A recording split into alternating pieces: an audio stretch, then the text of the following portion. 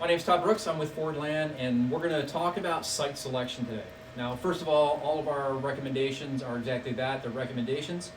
Some of these are along the guidance of the ISO procedure 13154, which is for thermographic screening used in this manner. The environment should ideally would be between 20 and 24°C, which is approximately the equivalent of 68 to 75 degrees. Relative humidity, recommended range of 10 to 50%. Understand that that varies from site to site, but that is the recommended target. One thing that's very important, because this is a thermal imaging camera, so keep in mind the camera does not shoot any beams out. It is actually looking at the heat energy that comes off of your body. So the IR radiation that actually we emit every day. So the camera is able to see that. It does not shoot out anything. There's no lasers or anything like that. It's purely looking at the heat signature. And because of that, you have to make sure that there is an environment where it's non-reflective for that IR energy. And that means not having any windows, any glass, any surfaces that are like shiny metal. So I know in some of the plants there might be stainless steel alongside the walls. You need to make sure that none of that exists, that you have basically a flat wall, can be material, you can have a drywall. Paint surface colors can be anything, medium gray to white is perfectly fine.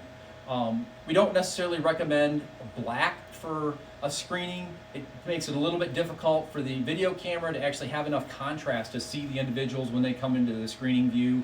So any type of backdrop that gives you medium contrast to good contrast would be perfectly acceptable. The other recommendations that we have, power. Power is going to be very important.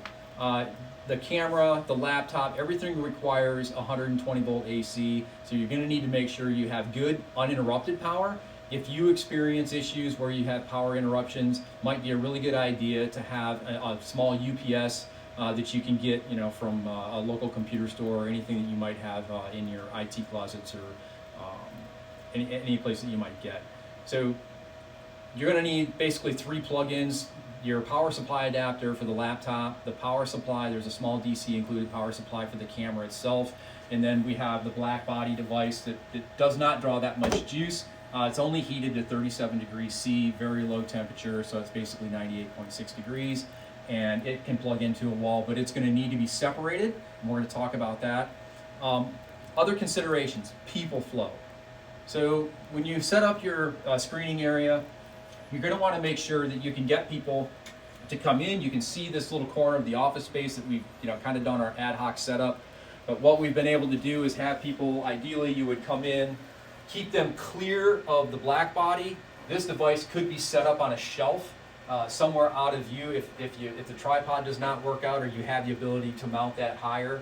We'll go through the actual setup of that and what is critical, but you want to make sure that people do not hit the tripod. The alignment between this black body and the IR camera is absolutely critical to staying in perfect alignment all the time. We will review that more in greater detail. But having your people to where the people flow comes in, they just need to stand in front of the camera for approximately 2 seconds to get a good face-on read, no hat, no glasses, and then people can move on and make sure they don't hit the IR camera. It's really good to have a desk or some sort of a setup where you can have the laptop right next to the camera. There is a cord that's probably about 6 to 8 feet long. We are providing a network extension cable in case you need to get further away, but this works out really well. It's up to the local IT.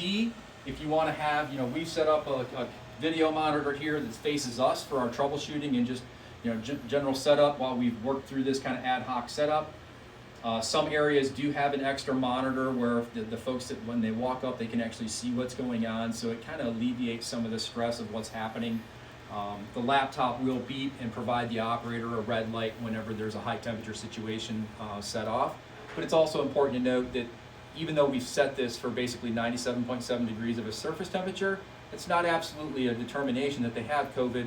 It's just they do have an elevated temperature, so that individual could be having an infection, low-grade fever from some other illness over and above COVID-19. But it is indicative of an issue that the individual should be escorted and not with general population.